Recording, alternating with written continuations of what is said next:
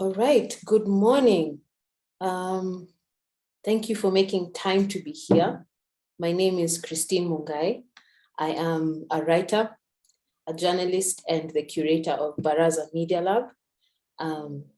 Really excited to be moderating this panel. As you know, for those who are joining us as part of the Bettina Fund program, you know that it was a 3-month program that was intended to strengthen women leadership in media. And we had a great time towards the end of last year in those 3 months. But there was something unfinished, right? And the unfinished business was meeting all together and having a close to the program. And so in that light, I'm going to hand over our first speaking remarks to Caro Kriel. She is the Chief Executive of Thomson Foundation and will set us off for this 1 hour, but also tie together what the mentorship program was all about, what it achieved, and really what we're looking forward to in the future. Caro.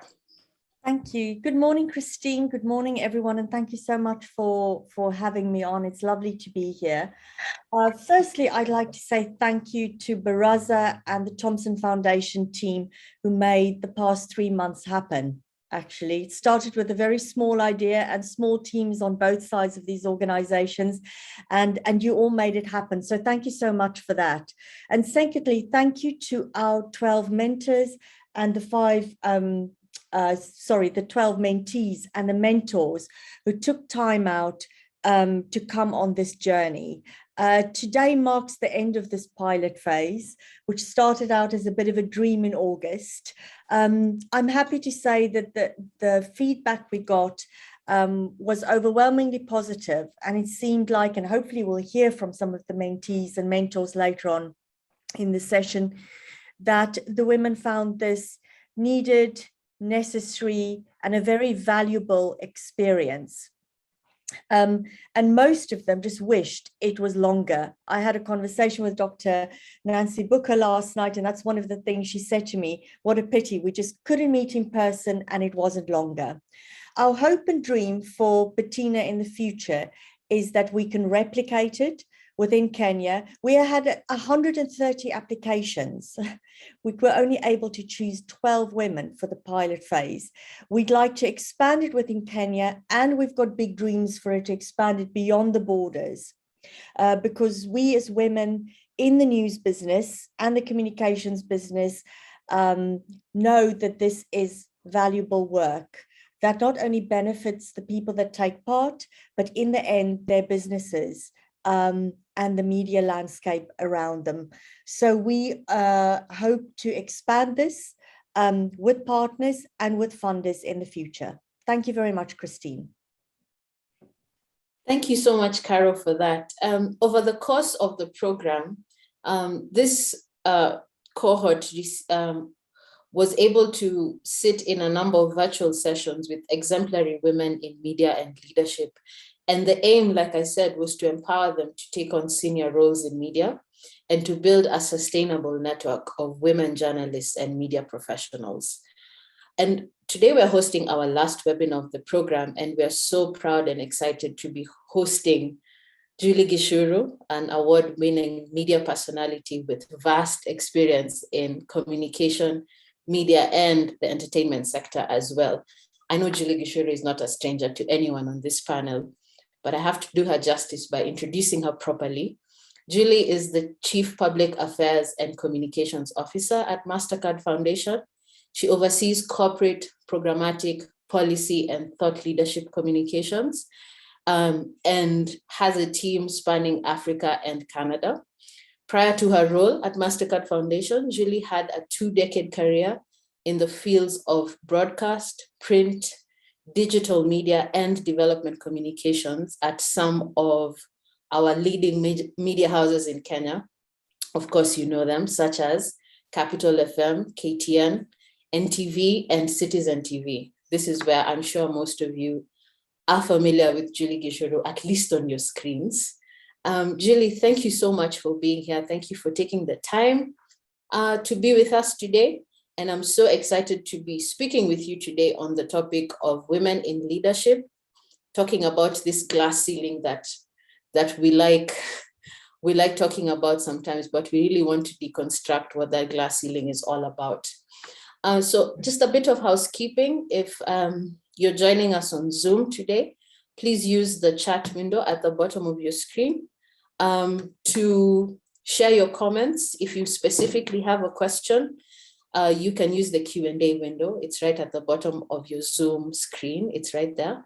We'll be taking questions as the session goes along, so you don't have to wait for a Q&A time at the end. You can go ahead and just be engaging there.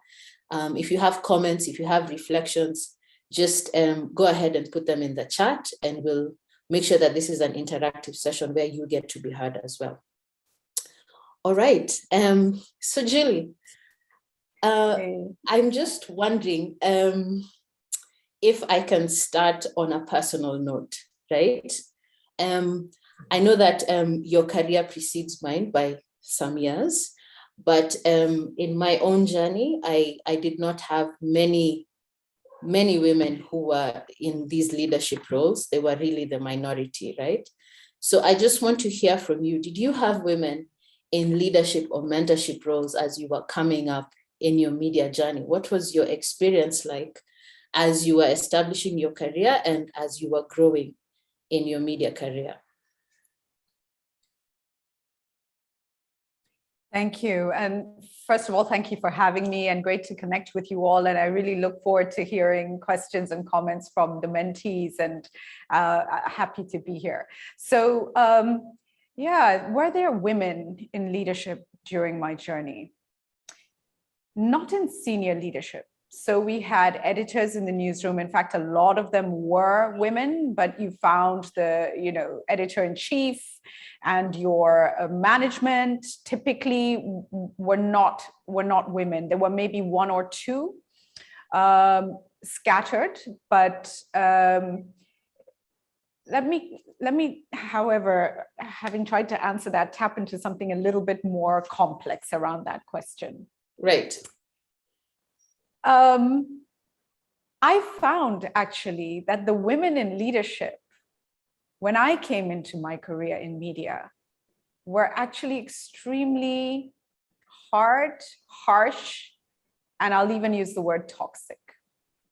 The men in management were more willing to listen and understand to a woman who had just had children, who was trying to navigate a career, trying to work as hard as she could, but also trying to prioritize the fact that she had young babies, right? She had babies. So I will give you one example that just really sets the scene. And I've never forgotten this. I've carried it through my life because that moment was so painful. I had an editor who I was reporting to, and my career at this, I was at KTN at the time, you would typically come in at 8 o'clock in the morning. You start the day, you have your editorial meetings, you go out, you start your coverage, you do a story or two for the 1 o'clock news. And then you start working on your stories, or you go out and do coverage as you prepare for the 9 p.m. news, right? And because I was also an anchor, there were weeks that I would not leave till 10 p.m. after the news bulletin. And I have children, I have little babies, right? So at that time, my son was he was just under 1 year old, and he kept getting really bad tonsillitis, really bad. So I'm called at about 2 p.m. I've finished already my story for 1. I've packaged my stories for the 9 p.m. news, right? And I'm going to come back later to read the bulletin. And I said, look, I've done my story for 1, it's run, all is good. I've got 2 stories packaged for the 9 p.m. news. But I need to take my son to the hospital. So I'm going to be out of the office for the next 4 hours or so. He needs to go and see a doctor. His fever, they called me telling me he had a terrible fever. And she looked at me and she said, Julie, if you want to succeed in media, you have to understand that your husband is now the mother and father of your children. You know, it hit me so hard. It hit me right at the center of my stomach. My child is sick. I am performing. I've done everything required. I need a few hours to take my child to the hospital. And what you've told me is that I have to abdicate my duty as a mother to be successful in media. And in that moment, very respectfully, I walked out. I was not rude. I just acknowledged what she had said. I walked out of the room. I picked my bag. I went home. I got my son. I took him to the hospital. He was checked. He got his antibiotics, went back home with him, settled him down, and came back to the office and went on with my day. And I thought, you know what? If you're going to let me go, then you're going to let me go. And, you know, it's really hard for me to say that, Christine, because we have to be allies for each other. And in my career now today, I can be hard. I can be like, deliver, but you tell me your children are not well. You need to go. You need to take a break. Mentally, you're exhausted. You know, you need family time. I say, go rest. Go rest. Back at your best. Come back when you're ready. What can I do for you? And so I just want to encourage you. And I know not everybody has the opportunity to walk out, right? I know that. But I knew if I am the one who can set the pace and do this, then let me do it to set the pace for others. If you're going to fire me, then fire me. And same thing with at NTV, it was about breastfeeding, where I said, you know, I have to go. My breasts were heavy. We are women here. So if you've had children, you know that what happens is you end up getting milk in your breasts and you need to go and feed the child. It's your body telling you child needs to be fed. And I was breastfeeding. And I would say, I've done my stories. I need to go between 2 to 4 p.m. at least have some time with my child and breastfeed. Actually, I was breastfeeding my 2 eldest at the same time. Okay, too much information. But anyway, I need to go breastfeed my children, right?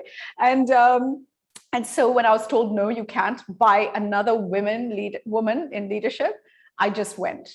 And I can tell you this, for all the men in leadership, when I said I need to go look after my child, take them to the hospital, if I said to them, I need to go breastfeed, I would just say, I need to go feed my dad, go. What time will you be back? You know, they don't even want to know anymore. So maybe my lesson from that was, as myself, to be a champion for women, knowing that family and career are both important. And in fact, family will always be more important than career. And to ask you guys that as you get into leadership, do the same for other women. I'm sorry, Christine, long answer, but I hope it's helpful. That's perfect, Julie, because I was going to ask why you think it's important to have more women in leadership roles, but I'm not going to ask that. I'm going to just mirror what you just said, in that it's not automatic that simply because you have a woman in leadership that she's a champion for women in leadership or even women in those spaces, right? Because women do face, like you're saying, kind of specific issues, right? Because of the way society is structured, because of our roles, because of what's on our plate, right? And simply reporting to a manager who's female does not mean that you will automatically get more understanding, right? And the reason for this, in my view at least, is I think when some of kind of the pioneer women in these roles get into those roles, they have fought so hard, so hard, right? To be taken seriously, to be respected. And in some ways, it means not only conforming to the kind of masculinist ethos and vibe in the newsroom, but in some ways, it means like exceeding it, right? And finding, kind of situating yourself as like, I'm not only good enough to be here, I'm better than everyone else here. And so anything female or feminine is kind of, it strikes them the wrong way because that's something that they've worked so hard to overcome or to shake off, right? Or to dissociate from.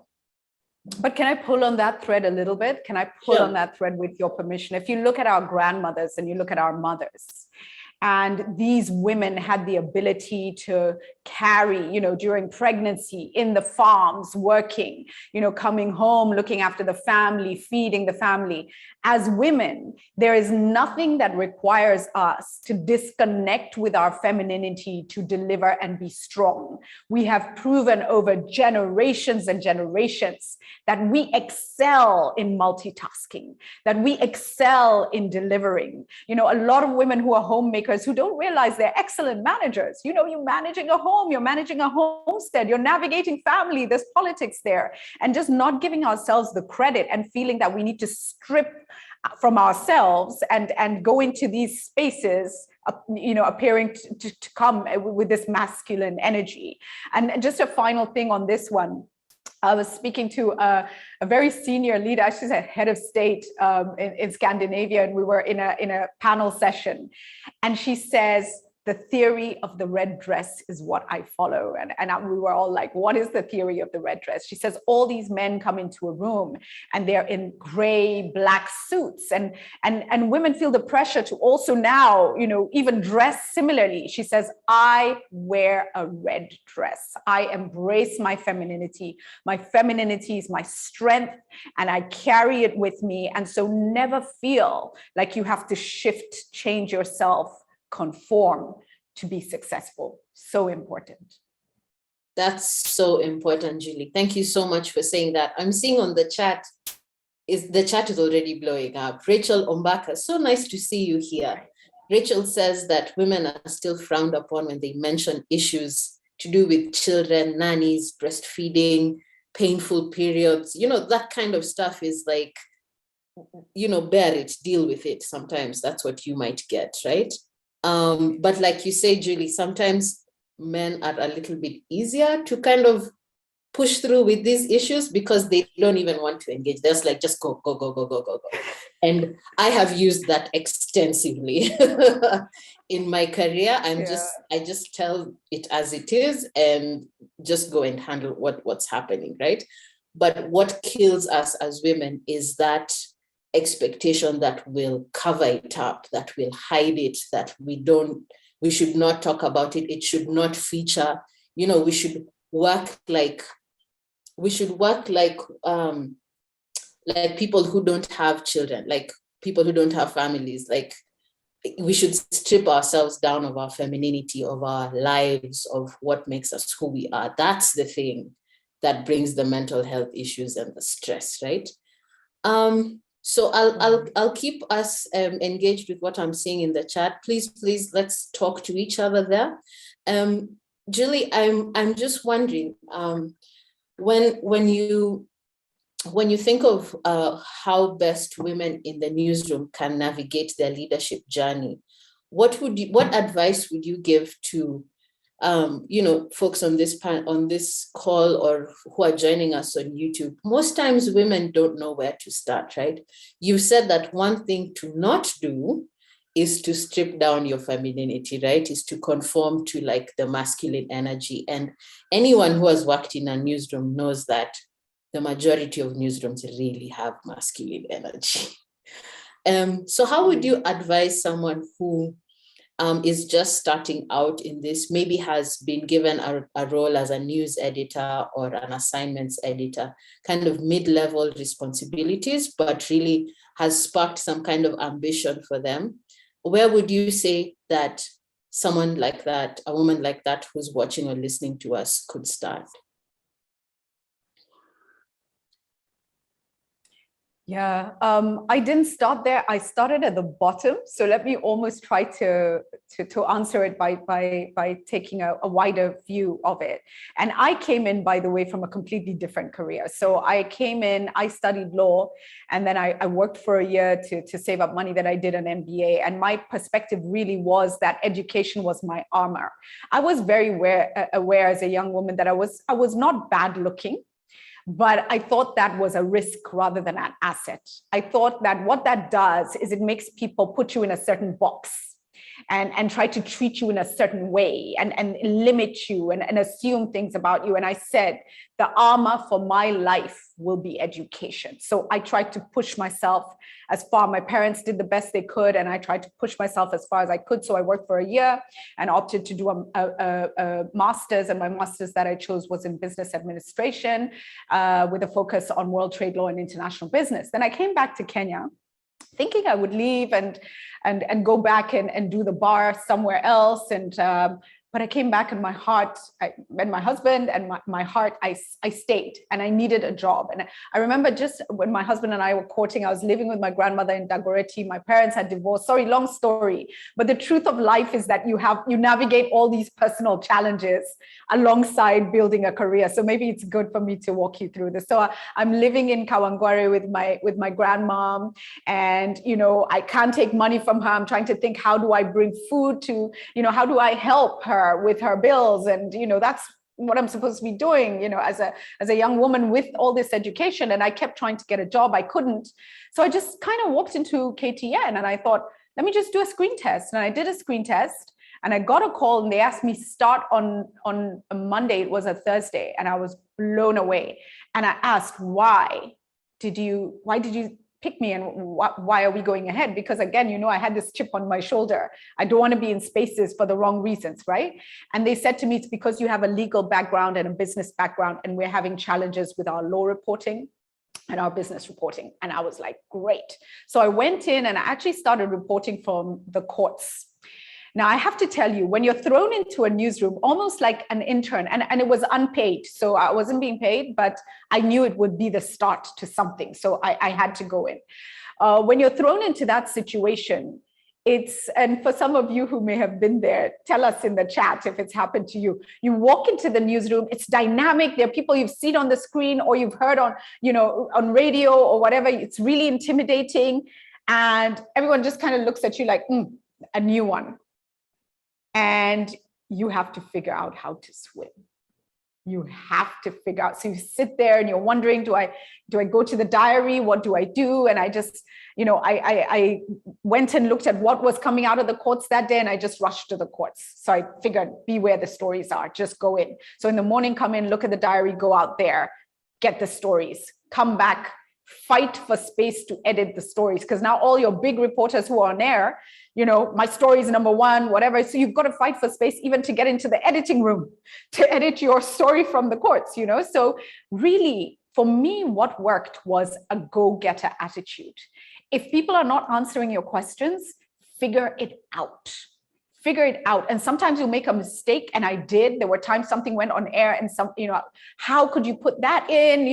What was that about? And I would apologize profusely, explain my thinking, and try to do better the next day and learn. So number one, just keep moving. Just keep moving. Number two, in everything that you do, try to embody excellence. Try to do it really well, right?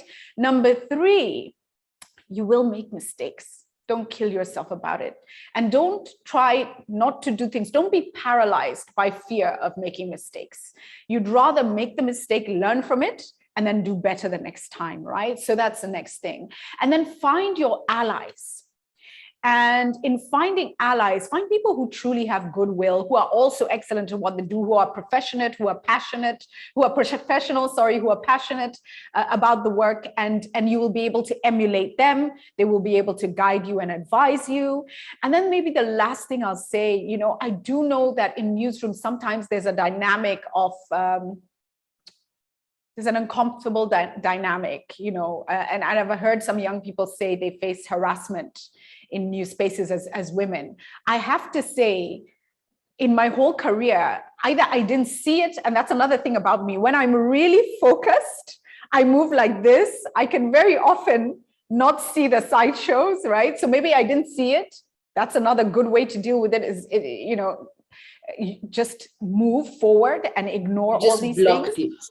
Block it. Or if it's really in your face, how do you find the allies in an organization who truly have goodwill, who can be safe places you can go with these kinds of things? And maybe there are other conversations that need to be had around how to protect women from these things in the workplace. But I would say never feel like you have to tolerate things that are uncomfortable for you, because I think even giving those things space takes you down pathways that make life more difficult in a professional environment. And people know where you are, and they know they can't play games with you. You're professional. So I think the most professional women, that I've seen and I've worked with have been strong, do not tolerate any kind of ridicule, abuse, harassment, have always been able to plow through in spite of the challenges. So never feel scared to develop that strong muscle and to be very focused in what you do. I hope that answered the question. It does. That is such great advice.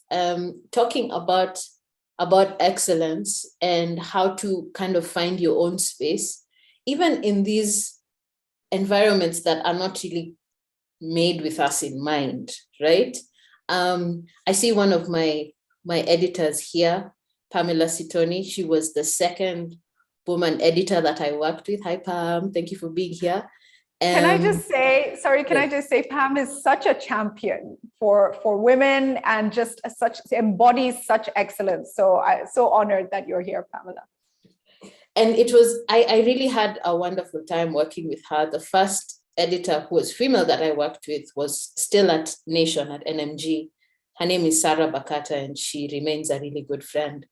And, having those two women around me at a time when I was really just starting out in the newsroom was really helpful, right? And what you've talked about, having allies, I also had other allies in the newsroom who made me feel like my work was appreciated, and they pushed me to be the best version of myself. And I felt like in those years when I was working at Nation, which was the first newsroom that I worked with, I really surprised myself, right?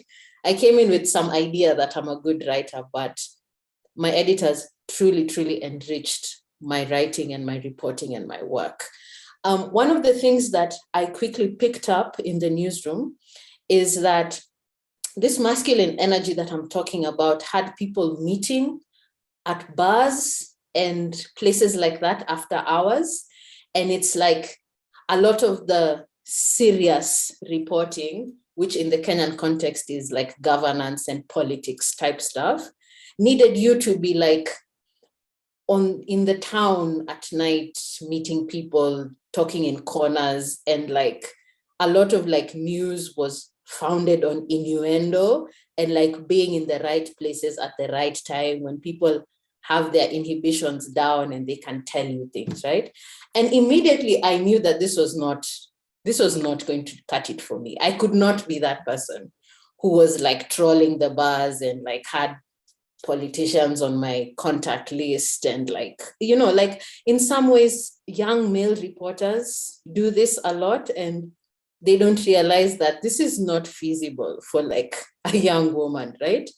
And so what I did is that I decided to like focus on what I am really good at, which is numbers. I was a reporter who would crunch reports, data stories. The reports would come from the UN or from, I don't know, all these agencies, the budget, the economic survey.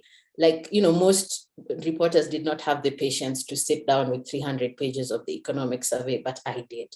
And it turns out that very few reporters in the newsroom had that kind of skill and that kind of ability to like distill dense information quickly, right? And with that kind of gave me a niche, a space that I could make my own in the newsroom. And really that's when I started standing out, right?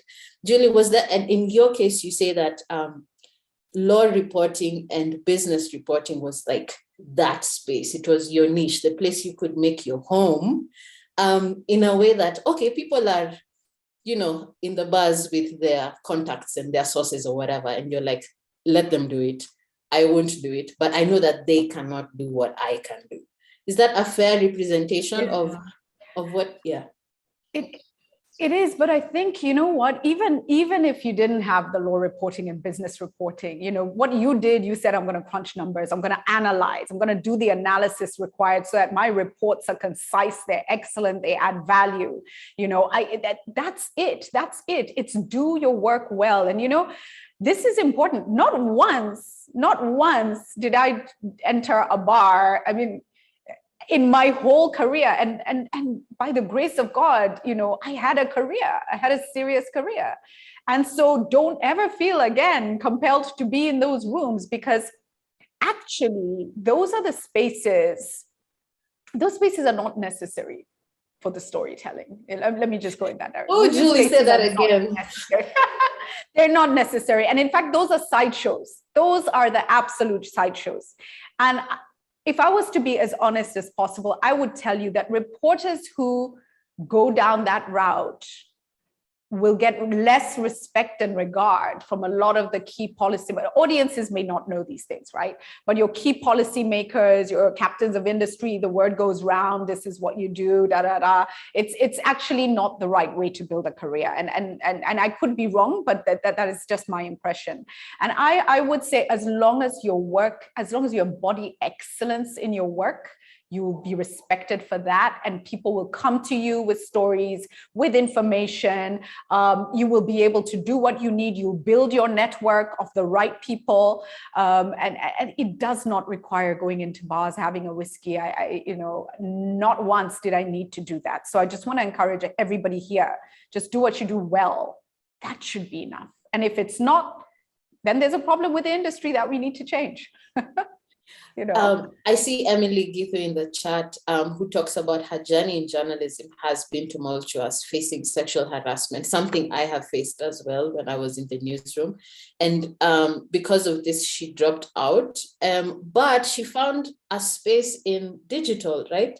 Which is something that maybe we can talk about a little. I found in the past maybe 8 or so years, this digital space being such a refuge. I love how it provides such opportunities that you do not have to be in those systems and in those spaces that don't work for us. I love what Emily has just said, that she loves where she's at and how flexible her job is. And her advice is pivot. And she says, you don't have to bend to cultures that don't serve you. Thank you so much for that, Emily. That really just summarizes all of it, right? I know that the majority of the mentees here who have media startups, their startups are, find a home in these digital and social media spaces, right?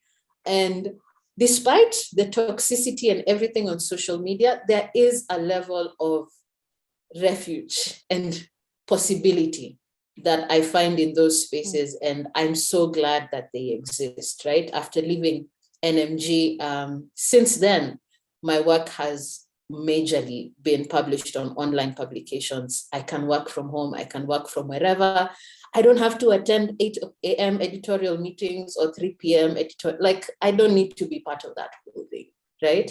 And so I just want to encourage everyone here, there is room, there is space, and don't lose heart and don't lose hope. There is a way to find a way for yourself, even in these systems that were not made for us. Julie, that covers our networking question. And I'm just wondering about maybe pivoting it in a different way about relationships, right? Some of that schmoozing in bars and everything, like you said, is not necessary. In fact, all of it is not necessary, but relationships still matter, right? And I'm just wondering what advice you have for us on that level. Some of the most enriching relationships that I've had really have guided me in this journey. And I'm just wondering if you have any advice or anecdotes for us on people who were really instrumental in your journey, the relationships that you treasure, and what made those relationships special? Yeah, that's an interesting one. So for professional relationships, I think right from the beginning, when I started my career, it was Isaiah Kabiru, who at the time was at KTN in the Standard Group. And he's the one who was my first manager. And he provided very candid feedback, what you can do better. He told me, because I had just come back from the UK, he was like, "Are you Kenyan?" I said, "Yeah." Then he's like, "So that accent of yours, can you sound a bit more Kenyan?" Everything to that kind of things, like Kenyans want to hear, they want to hear that you're Kenyan, so those kinds of, and then to the stories, to how to refine how, my storytelling.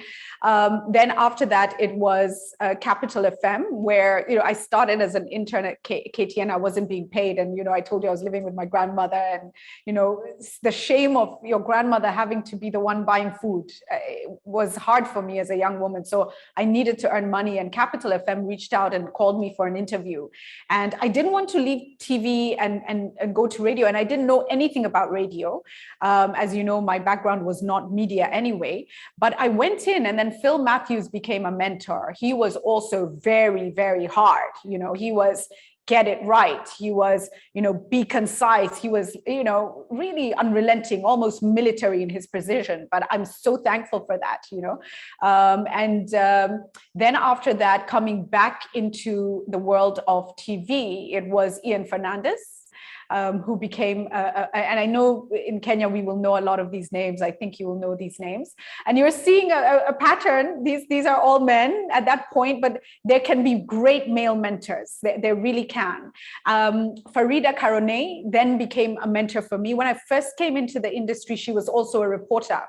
And over the years now, when I moved back to KTN, and then later at Citizen, when we worked together, she was a great leader in this space. And again, refining the thinking, unrelenting on the excellence, calling out, areas where you could be stronger.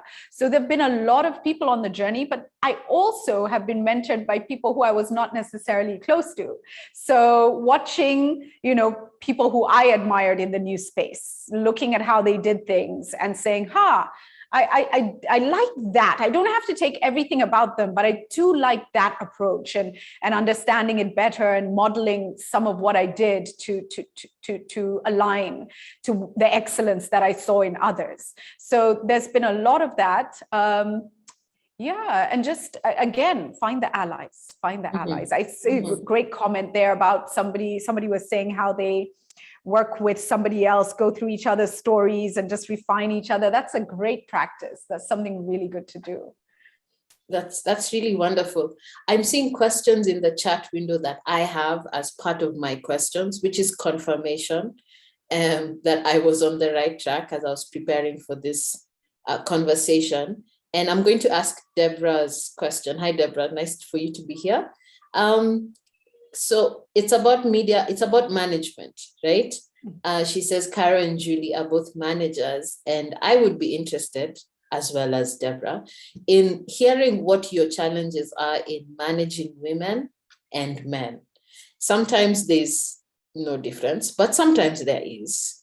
Do you have any experiences that you would say that as a woman now who might be in charge of managing a team, what are some of the pointers? What are some of the things that we should put at the back of our minds? Like you said, what should not be happening is kind of being so hard and toxic and like, if you don't play this game by these rules, you're out, right?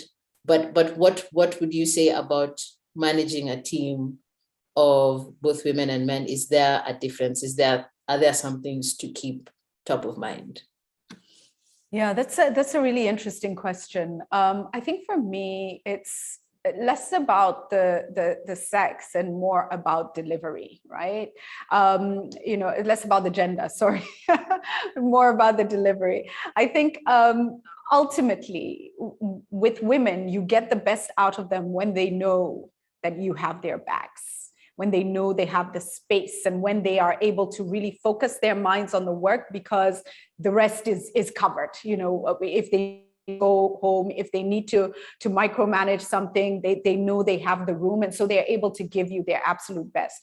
For men, I have sometimes found with a few of the men I've managed, even just helping them also understand that they also can spend some time at home. And just in the casual conversations you have with your team members, I remember one gentleman coming back to me and saying to me, I never realized that as a man, I also should be focusing and prioritizing my family. And that conversation we had 2 years ago, it really changed the way I think about work and family. And I started to say, actually, I don't, I work to support my family. So my family has to be a center. And, it really helped. So I think even with men, there's a journey there to help them really deliver 100% because they're able to now also understand how to balance. And there are some challenges there, the way we socialize men, the way we bring up men, and we don't give them the ability to feel that their own time, their mental, health, their well-being is also very, very important. So, but having said that, for me, it is how do you pull out the excellence in an individual? How do you enable and support a person to deliver their best, to find their life purpose, to connect, to work in a way that satisfies them internally, right? Takes away all the stress so that they are able to deliver with joy and with pleasure. Sorry, I'm in a really hot room and I just got a bit of relief. So but anyway, so I think that's the challenge is less about the gender. It is about identifying which of your team members might be under some pressure. And there've been time I've been speaking to someone, the work is really intense. I'm wondering why it's not happening. And we've had a conversation. I've said, okay, I think you need to take a day or two, just breathe, relax, rest, come back refreshed, and tell me what you need. How can I support you to do better? And I think that's something in all sectors we have too little of. And I've only learned this because I've worked with some really good people who've given me that chance. And so I've understood how to do that. Right now with the Mastercard Foundation, our president and CEO is an incredible woman called Rita Roy. And she's sharp, she's smart, she's passionate, she delivers, but she's able to also manage people to do their best by asking the questions, what do you need? How's it going? How are you managing your teams? Because ultimately, to get the best out of people, it's about connecting to those people, right? It's not about deliver. So again, I know my answers are really long-winded. I apologize. Back to you. Come in on what Julia said, because go ahead, Caro. I agree. I mean, for me, it's not about the gender. It's about how how you're a champion for the team in order to deliver. And I think that has got to do with, as a leader and as a manager, as the culture that you create for that group of people to flourish in and to really make the most of different talents and having the ability to recognize different talents in a positive environment so that those can be complementary. That's the first thing that I would say, culture, really important. Secondly, I think as a manager of a team of men and women, I think it's allowing people to make decisions. I think as a manager and a leader, that is one of the most important things that I learned in my career. And I learned it quite early on from one of the best managers that I ever worked for, who happened to be a man, who's still a very good friend of mine today. But when he appointed me to a leadership position very early in my career, when some people thought I'm too young, too foreign, too inexperienced, because I was a South African coming to work for an American organization in London, he did a very important thing, and that is he made it very clear that I was the one that was making the decisions. So if you're going to give someone a job as a manager, if you are the leader in the newsroom, there's no point in appointing people if you're not empowering them to make decisions, and if you're then not going to stand behind them when they make mistakes, or be available to them to give them advice or have their back. So I think that to me is one of the key things that I think managers and leaders need to do to lead a team successfully, is to do that and lead by example doing it. That is so helpful, Caro. Just to tie together what you've both said about creating a culture. I remember listening to one of my colleagues, Aman, who, because of this awareness that had come to him being around female colleagues, he started picking up his son from kindergarten at 3 p.m. every day and then coming back to the newsroom after. And when he started doing that, women going to take care of their kids for a couple of hours stopped being an issue. Suddenly, miraculously, it was not a problem anymore. And it's so amazing. It's annoying, but it's also one of those things of like, if the man is doing it, if, you know, there's a level of culture shift that happens when either certain numbers of people start doing something or people in privileged positions start doing it. Then the people who needed to have to work so hard to be allowed to do it. Now, from that day onwards, no one had to ask for permission to go and do school pickup, which is in some ways a bit strange. Since we're still on the management question, I'm going to bring Noan's question to us. She says she's curious to hear your experience in managing younger people. That's very young millennials and Gen Zs. What are some of the positives and negatives that you've encountered? So these are workers in their early 20s to early 30s right now, who are just starting out in their careers. They come with a very particular kind of ethos, if I am to call it. Do you have any experience in this? And I do. What can you share? Go ahead. I do. I think Gen Zs are remarkable, first of all, let me say that. I think they are sharp, they are fast, they are so informed just because we live in a world where information is coming from everywhere, right? So they're a whole different level of person, but they work in a different way. And I think the world is shifting. It simply is. And even the COVID realities taught us that maybe there's some things we could learn from Gen Zs, you know? And I remember when COVID happened and I was like, hold on a minute. I just thought about it. I was like, we used to get into leave the house, sleep somewhere, leave the place where you sleep to get into transport. In Nairobi, typically to be on the road for an hour, maybe 2, to go to another place, to do work, to get back into transport, to head back. And then I thought, wow, what inefficiency. We had packed our world, our realities with inefficiencies. But because it's what we did, we just did it. And you think about a Gen Z and the fact that the way they approach life is so different. It's, why should I do it at this time? You know, I've heard that whole idea of I work really well in the evening. That's when my brain is popping, you know. And I think that Gen Zs are, and it depends. Of course, there are those who are far more comfortable with the formal, you know, what used to be the norm in formal working environments. And then there are others who, you know, do much better with flexibility. I would just advise, look at the bodies of work that need to be delivered and then work on either a project-based delivery mode or just make sure performance is built into your delivery. So you are able to come at the end of the year and say, has the work been done, et cetera, not did you do it between 8 and 4 or 8 and 5 every day. That's actually, to me, I have to be really clear, it's irrelevant. If I was a young journalist today and I could do my story even overnight and be with my children all day long and at home all day long, what I would have even pushed for that. You know, I would, if I had the chance to, I would. So I think it's all about delivery and performance rather than trying to force Gen Z into a certain mode of operating, which actually I think makes no sense. Can I add to that, please, Christine? Go ahead, Caro.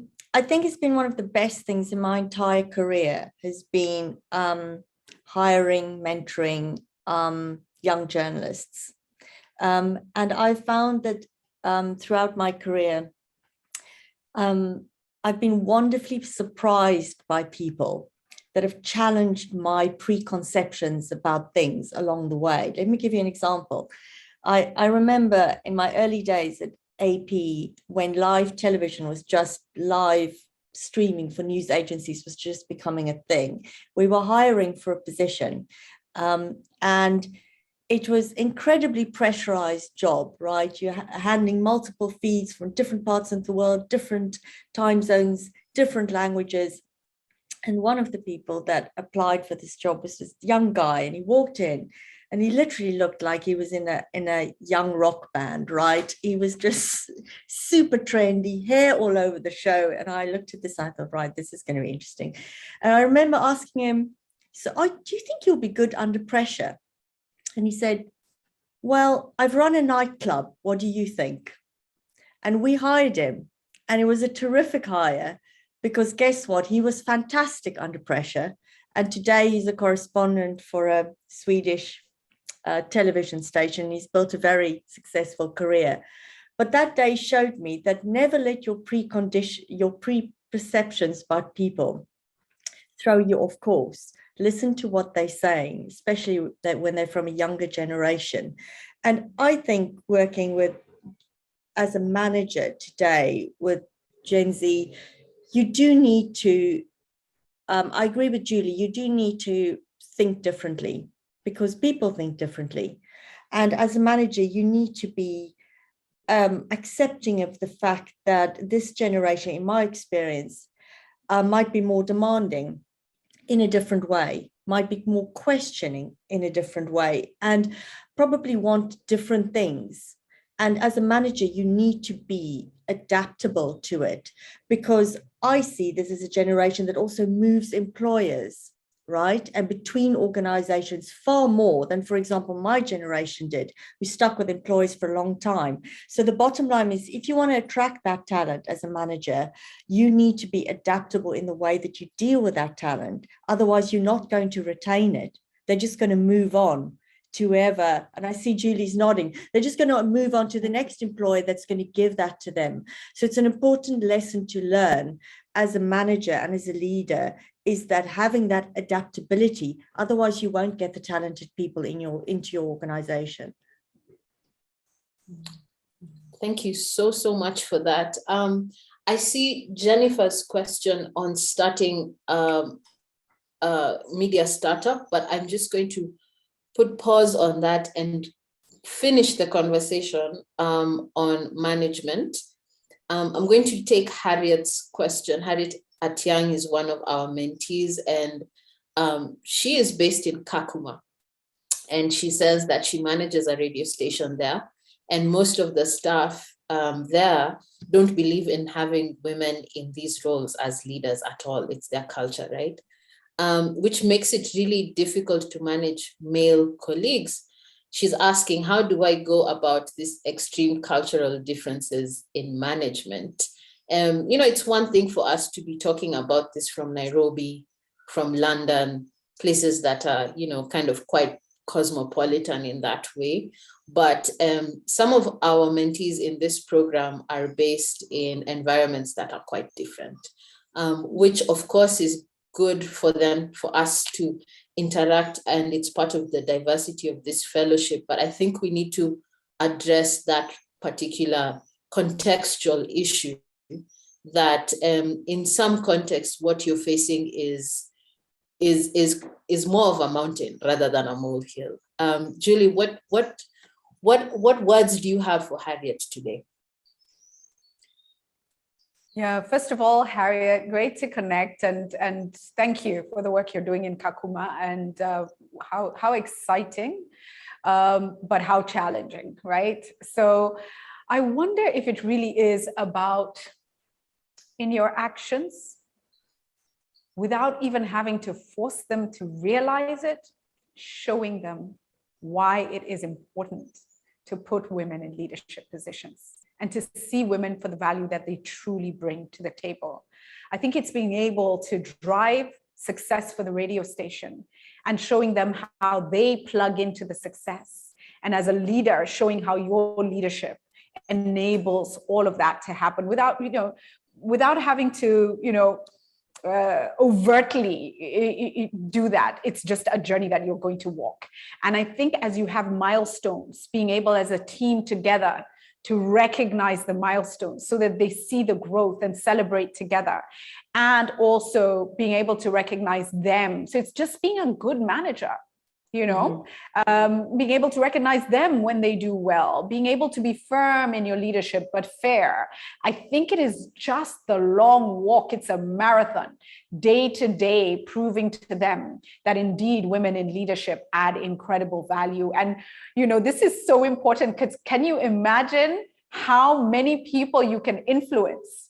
And that doing this right could actually even shift the cultural perspective of so many in the camp, not even just within the radio station. So I just want to really encourage you. And if there's anything some of us can do to help add value, you've got amazing people in this session. So many of them, Pamela, Rachel, myself, Christine, Carol. So, maybe think of us as allies in helping you walk this journey, and how can we be helpful? I'd be happy to. So a lot on your shoulders, but it's a marathon. It's in the day-to-day, in the times when it's hard. Breathe, think strategically, and then take very logical steps forward. Be firm but kind. And in that kind of leadership, you will make it clear to them why there's value in women being in leadership, I think. Absolutely, Julie. Harriet, think of the long game. Essentially, this is not, like Julie has said, this is not a sprint. It's not going to be quick wins or low-hanging fruit, or just think of it as a marathon and conserve your energy. In a marathon, you don't take off the blocks with a burst, right? You pace yourself. So just remember to pace yourself through this, and like we're saying, it's a long game, yeah. Caro, I see you have something. Can I just add to that? One practical thing, Harriet, that might be useful is, usually within a group like that, there are some people that are the main influencers of other people's perceptions as well, right? And I sometimes have found in my career, it's very important to understand specifically those people, where they come from. And if you have a one-on-one conversation with that person, sometimes you'll find out things about them, right, that you wouldn't necessarily find out if they're in a group or in a formal meeting. I'm a firm believer in celebrating success as a manager publicly for the people that you lead, right, so that everyone can see that. But especially if you've got someone who might be, opposed to your leadership, but you know that they have a passion for a certain kind of story or a passion for a certain project that you've given them, and they deliver that, and especially if it's very successful, make a point of calling them out, of celebrating their success very visibly for your team, because that's how you chip away at the opposition, I think, in small steps. Because we're human beings, we've got things that we like, that we don't like, things that we're passionate about, and things that we're a bit meh about, right? And if you can find the people that are, in your team, and identify those things that really make them happy, and from time to time be able to really celebrate when they do those things well, I think that will help you in building culture and showing your leadership and breaking down opposition. That's really wonderful. Thank you so much for all that. And Harriet, I hope that's all of that is helpful to you. We're really coming to the end of our time together. It's amazing how fast an hour flies when we're having these conversations. But I want to make time for two last questions. I want to ask the last question, but second to last is Jennifer's question about starting up a sustainable media company. Julie, what are some of the lessons that you've learned when it comes to establishing a business or moving from idea stage to actually, making a real product or a real impact in the world, through a media startup, a media idea, a program idea? What are some of the lessons that you've learned in that? Yeah, so anybody going into entrepreneurship, expect the unexpected. and be ready. A whole load of responsibility ends up on your shoulders. So I've gone through quite a journey, which I'll walk you through in a moment. But, when I set up the media house, Aramis Media Limited, it really was because of my passion for driving a different kind of conversation. I was exhausted with our newsroom conversations and I couldn't do it anymore. I frankly could not sit with the same people having the same conversations, this political chess game going on. They keep moving parts, but it's the same people over 2 decades. And so I was just tired. And I had this show, Africa Leadership Dialogues, and I was so passionate about Pan-Africanism and Afro-optimism and opening up the continent to each other and inspiring ourselves to be better versions of ourselves through emulating some of the leaders that I think are role modeling, behavior that we could emulate. So started that and went into now producing the show and doing something called Great Debaters Contest. And really, I did these things because the media house refused to do them. I kept kind of trying to push, let's do this. And they were like, no, nobody's interested in this stuff. So I said, okay, let me do it myself, because I really feel we have to give young people an avenue to debate and articulate issues. And we have to feature some of the conversations we're not featuring in news with leaders that I think could inspire, educate, and we could learn from in a different way, right? So that's really why I went into it, because I felt there was a gap. Went in, got set up a studio, equipment, everything, wanted to do all these different TV shows, then found actually that the money was coming in more for something different. It was for me to drive development conversations. It was for us to package, development related content. So it was really hard, and you have to be ready if you're going into entrepreneurship to walk a difficult journey, to walk an unexpected journey. And I found that what I was earning as me was actually paying salaries for everybody else, and it was very difficult to get these other work streams moving. So the unexpected happened. But we really grew in the space of development content, and that became our niche. And we were working with all kinds of organizations, the World Bank, the IFC, various different UN agencies, private sector partners, very, very many of them, because they needed content that spoke to issues in a very clear way, and that focused on development, right? So this is where the Mastercard Foundation found me in 2019, and they said, would you come and work for us and head our communications, our public affairs and communication? I said, but I have a business, I've started it up, I've gone through so much. We are now at a point where we are successful now, and I'm not sure. And they said, you know what, our mission is 30 million young Africans in dignified work by 2030. It looks like those are the same conversations you're having in development. You look passionate about it. And we agreed, let me just work with them for 6 months, as a consultancy and see. And within 4 months, I so enjoyed the work. I said, I'm coming in. So I sold my media organization at the end of 2019.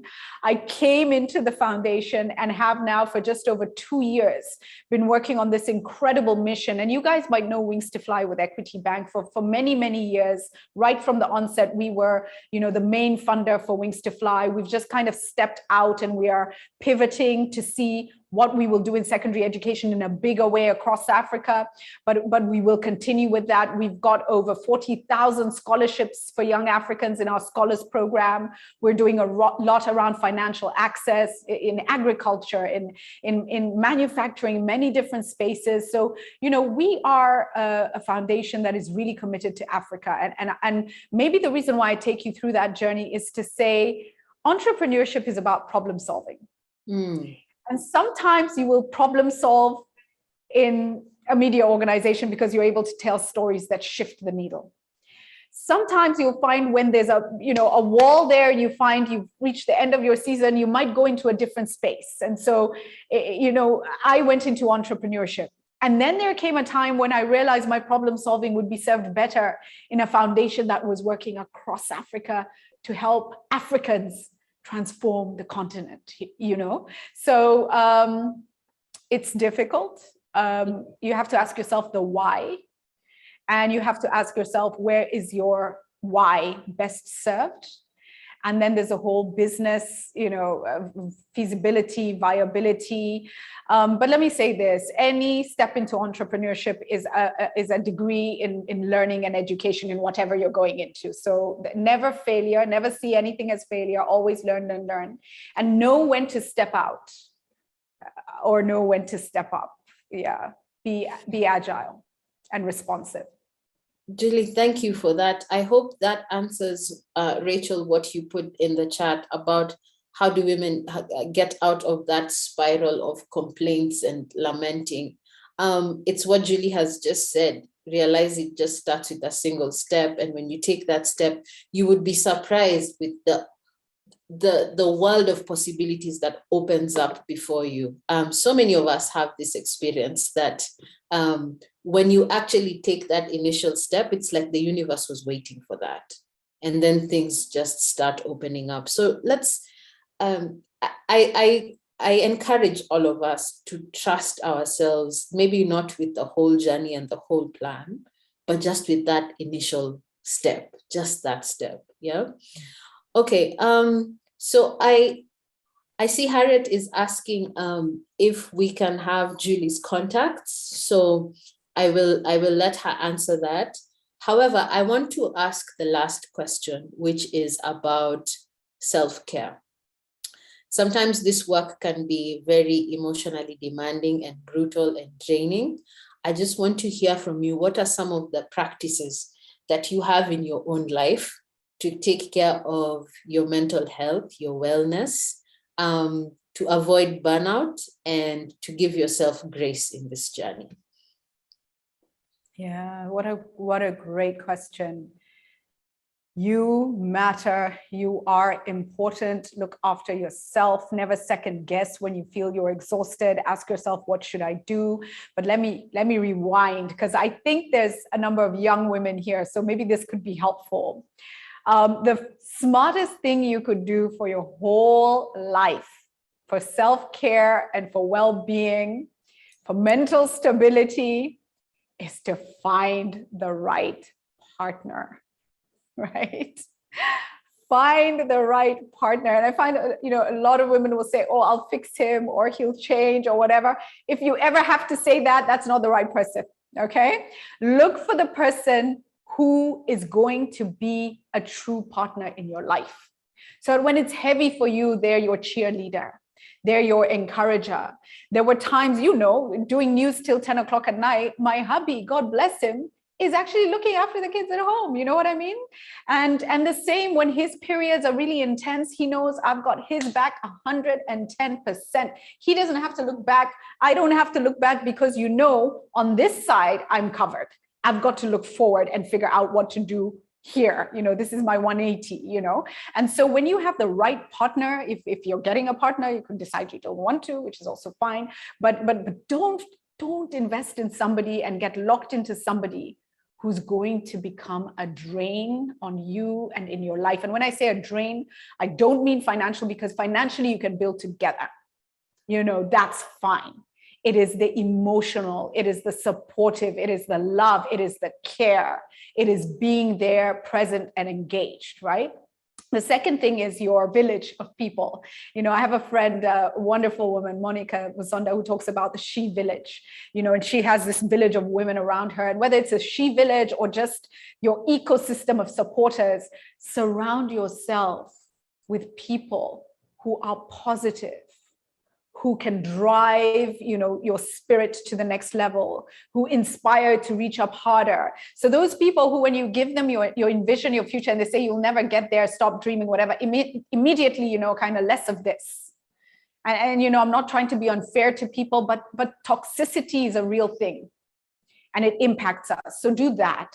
So I think the first and most important thing is have the right people around you. Have people who you could hand things to when it's too heavy, who will be your support system. And then it is, switch off when you need to. So actually, I'm switching off for a few. It's been a really hard few days. So I've taken a few days next week. As you know, we also have, Kenya has a midterm. We're calling it midterm. Today, of course, we're marking the passing of former President Mwai Kibaki and just really thinking of his his family at this time, you know, but when you feel you need to rest, take some time and see who are the people around you, even in the workplace, who can step in a little way here and there to cover some of the gaps. So give yourself that time. But the best thing you can do for your life, have the right partner and invest in relationships and people around you who are supportive and who grow you, who are there for you.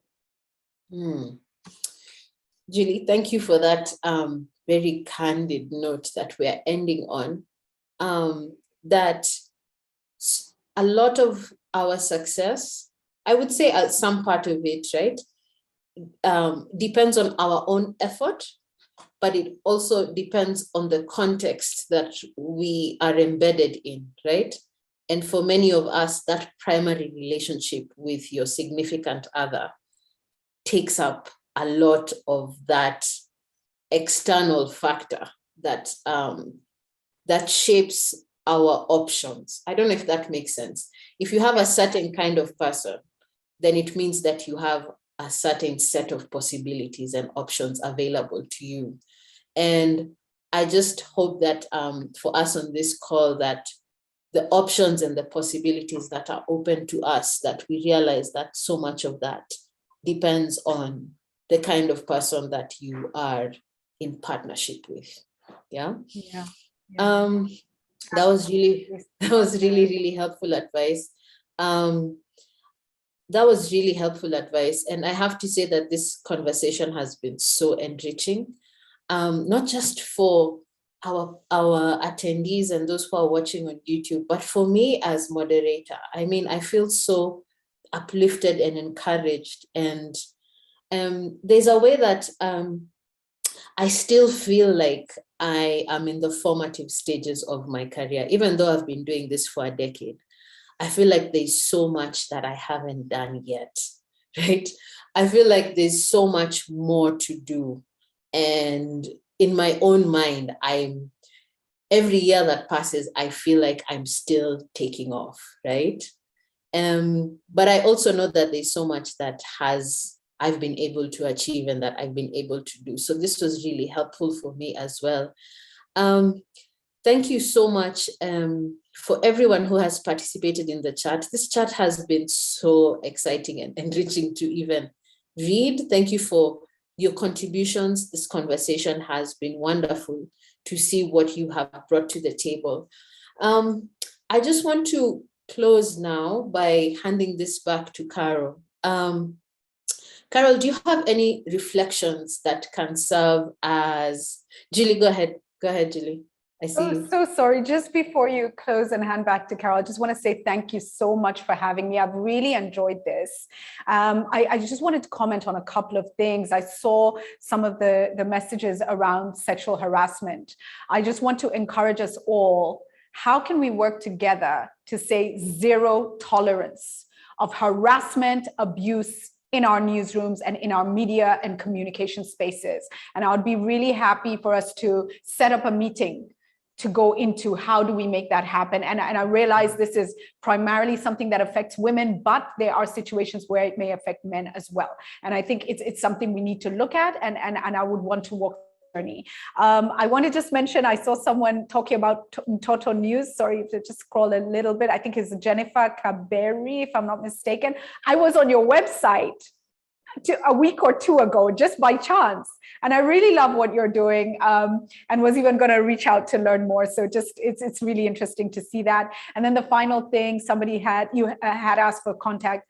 Absolutely, Christine, you can email my work email to the mentees, and it would be great to connect with them. So thank you. Thank you. Thank you again for your generosity today. Julie, you've really been generous with your time, your space, your energy, and we don't take that for granted, even with your own personal stories and how, your journey. Thank you for your generosity in sharing that with us. Thank you. And just to take one more minute of your time, just to say that, you know, I mentioned the Mastercard Foundation and our work with young people. And under Young Africa Works, as I said, we're looking to see 30 million young people in dignified work by 2030, with a 70% focus on young women. And I'd love to also see how we can have conversations around the storytelling in the media. Are we covering young people the right way? With 65% of this continent being under the age of, I think it's 25, if I'm not mistaken, this should be a center of coverage. You know, it really, we should be focusing on the needs of young people. And yet it seems like governments and the media and people across the board treat young people as a peripheral issue. You know, those are youth issues, but youth are the majority on the continent. So would be keen to work with you all also to explore how we do storytelling around this. Sorry, I'm keeping quiet now. So gosh, Julie, you know, we're just thinking of what the future of this mentorship program will be, and everything you've said is so pertinent and so timely. What Florence is on the chat saying that she's a champion for standing up for fellow women journalists in the newsroom. And what she openly tells her colleagues is that no journalist should feel harassed or threatened, right? And like you said, Julie, you've challenged us. How can we create this this declaration and this action of zero tolerance to these kind of things in the newsroom is something that is definitely going to be in our minds as Baraza Media Lab and as Thomson Foundation.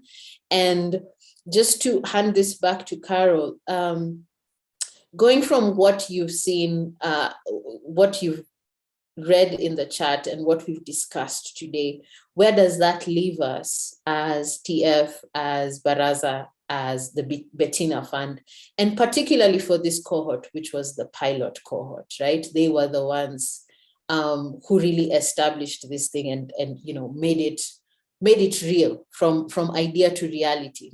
You know, we wouldn't have, this would have remained a discussion between TF and Baraza Media Lab, but these women trusted us, right? That's why they applied for the program.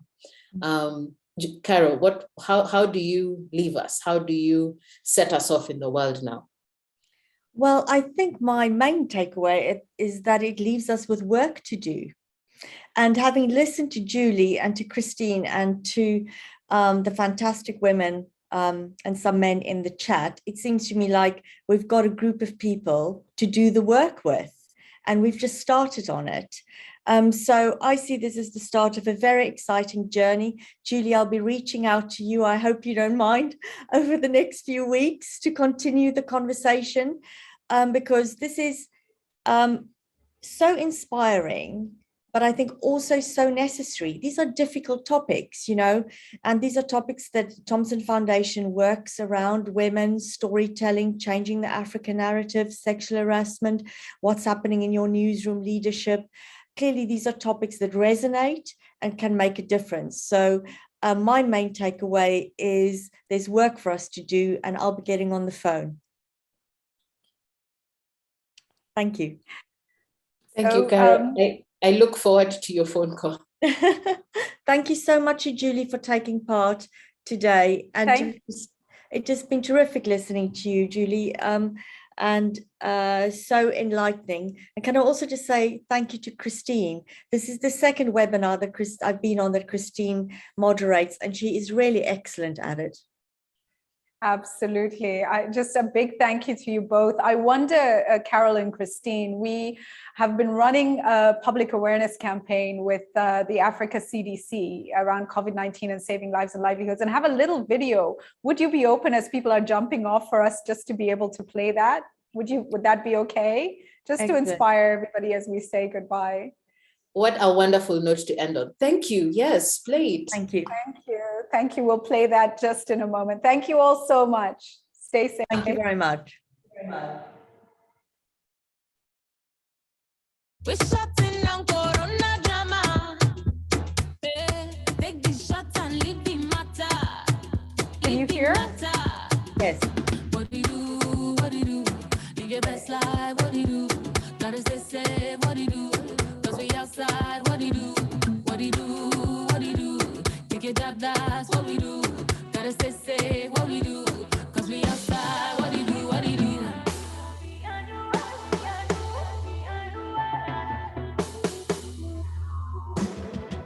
It's up to us. It's up to us. It's up to you and me and me. It's up to us. It's up to us.